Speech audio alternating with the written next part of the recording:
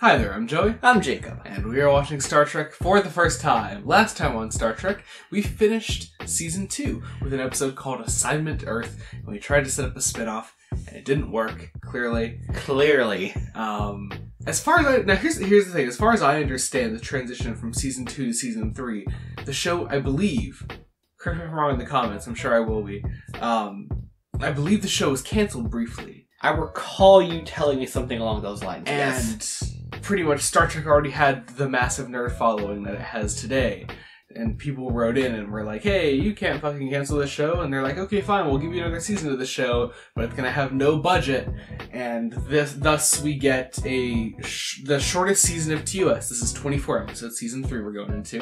And we started an episode today called Spock's Brain. Spock's Brain? Spock's Brain. Oh, I'm terrified. Dude, I'm telling you, like, Season 3, I'm looking at all the titles here, like, they have the weirdest fucking titles of this whole show. I really love it. It's, yeah, it's pretty great. Spock's Brain. Spock's Brain, yeah. Alright, I guess we're gonna see what it's all about. We're about to start Season 3. We're gonna get into post-episode thoughts in a second. Be sure to join us then. We're about to watch Spock's Brain. So Season 3 is off to a start. A phenomenal start. Oh, you know it. Whew, man. This episode does not appear on any of our lists. I would have been surprised if it did. In fact, because I had to pull up the Wikipedia page, this episode is widely regarded as the worst episode of the series. At least it can't get any worse. Who knows, though? Who knows, though? Because genuinely, I knew this episode was not well liked, but it wasn't as bad as I thought it would be. I mean, it was still terrible. It was still bad. It was still really bad. I got the sense we were in for a bad episode. Yeah. Like 20 minutes in. I think it was a lot sooner than that. Right? No, like I knew it for sure. Like at 20 minutes in, I was like, oh, this is a bad episode. Man, yeah, wow, oh, actually, because you were right about this, because you called it out during the episode. We knew that there was an episode that Leonard Nimoy was not a fan of himself. Once again, I recall you telling me that fact. Once again, according to the Wikipedia page, quoted from Leonard Nimoy, saying, quote, "Frankly, during the entire shooting of that episode, I was embarrassed. A feeling that overcame me many times during the final season of Star Trek." Ooh, that doesn't fill me with hope. Yeah. I guess that explains his might be literally phoned in lines. Yeah, yeah. But also, I mean, okay, so it's not just that, like, you know, Season 3 had a slash budget, which is immediately apparent by many things in this episode. They apparently moved the time slots as well. Oh, did they put it to the death time? To further fuck this over. Moved it from 8:30, where it used to air, to a 10 p.m. Friday slot. Oh, that's the death time slot. Isn't that the same slot they put Constantine in? Yes, it was. It's the same slot they put Constantine in. Yeah, because they wanted to kill it. Yeah, oh, man. Not the conversation for here, though. Yeah, yeah. Actually, I think that's the same network, now that I think about it. I'm not shocked. Some things never change. I'm not shocked to hear it put into the death time slot, though. Oh, man. And also, this episode is credited to a writer named Lee Cronin. Right, and I asked about the writer. Yeah, you were like, who wrote this episode? I asked about the time where they started getting really sexist. Yeah, yeah. So it's credited to a person named Lee Cronin, who's not a real person. I had a feeling. And is in fact Gene L. Kuhn, writer of many, many Star Trek episodes we've watched in the past. I don't know exactly what happened, because I didn't do a full deep dive into the production of this thing as we were watching the episode, obviously. I just got a couple of those bites there that we can talk about right at the start here. But something must have happened. Yeah. Something happened that he was like, I am not putting my name on this. When that happens, you know things have gone awry. Yeah, yeah. But you're right, though. This episode is incredibly sexist.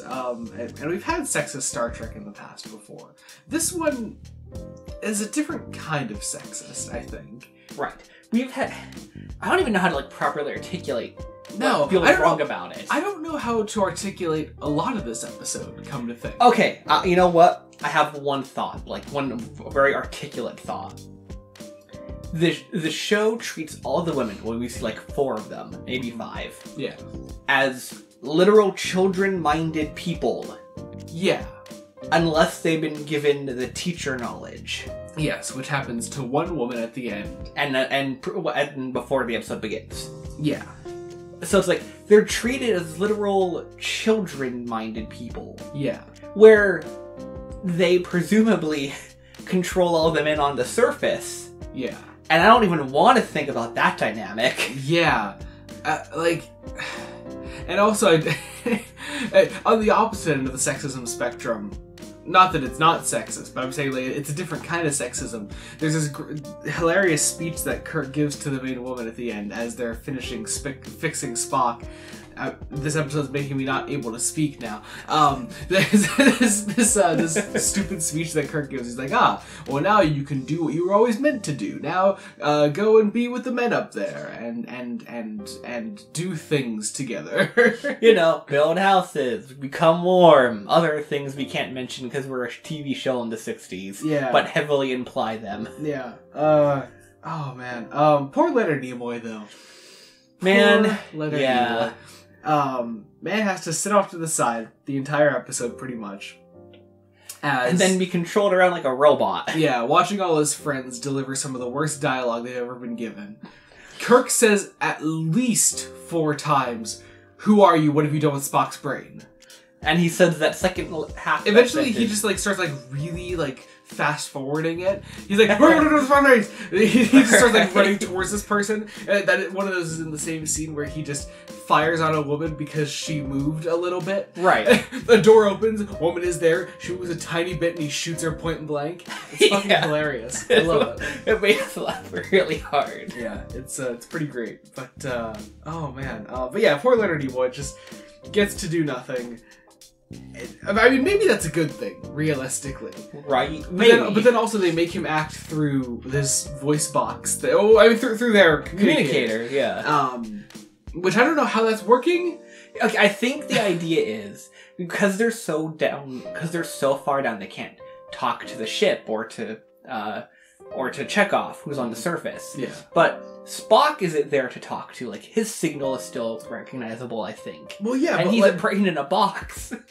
That's true, but like, okay, so is he using the box to talk to Kirk? That's what I assumed. I guess that's just what I assumed. I was like, I mean, I guess we've also never like clearly established on the show like how communicators communicate with one another, you know? Right. We've never taken the time to be like, oh, yeah, communicators can only like talk to other communicators or can talk to other things, you know? Like, we never really discussed that. That is generally how they seem to work. Mm-hmm. They act kind of like the ultimate combination of walkie-talkies and cell phones. Yeah. But yeah, they have Leonard Nimoy talk through all that, and he just sounds so bored. He really hates being there, man. It's pretty bad. I guess the last bit I really wanted to talk about, or 2 bits. First off, Sulu gets charge of writing or speaking the logs on the ship as everybody's down there, which I had to comment, like, Kirk just keeps taking everyone that has ever taken temporary command of the ship with him down to these planets. Right. You know, these guys are supposed to be in place that, like, you know, if Kirk ever dies, then, you know, they're next in line. But he keeps taking Spock with him. He keeps taking Scotty with him, who's had control a few times, but now he's consistently taking Scotty with him. So now it's Sulu, I guess? Yeah, I guess Sulu's the next in charge, right? I guess? I don't know. I really don't understand the chain of command. Nor do I. Especially since Sulu is, as far as I understand, the same rank as Uhura. I believe so. Anyway, but yeah, the last thing I really wanted to talk about was the bit where McCoy becomes like Super Brain Man, and he falls to the ground, and he's like, "Oh my god, that's how you do it!" And he starts operating on Spock, you know, to put his brain back in just fine, mm-hmm. and then halfway through the operation, he forgets how to do it, and so there's this weird, like, double exposed camera montage of nervous faces and Kirk, McCoy, and Scotty all standing in the exact same position, and it's really, really funny. Right. And then you pointed out, like, you know, McCoy's otherwise a pretty smart doctor. Why can't he just figure it out? He's already got the job half done. Yeah. And it's like... And then, I guess, by coincidence, McCoy forgot everything at the exact moment of the operation when he restores Spock's speech functions. And so Spock is able to talk him through the rest of the operation. And how mental is that? Like, as a character one Right. for Spock. He's like, I'm not dead yet. Do this. And it's like... He talks him through brain surgery on himself. Dude, I love him so much. As much as this episode didn't do, like, the actors any justice, it did the character of Spock justice still, though, kind of. Yeah, in like the very last scene. I said kind of. The very last scene. He does get a pretty funny last little moment there when everything's restored and McCoy's like, I know I shouldn't have reconnected the mouth. It's just got the Spock eyebrow. Classic Spock eyebrow. We love it.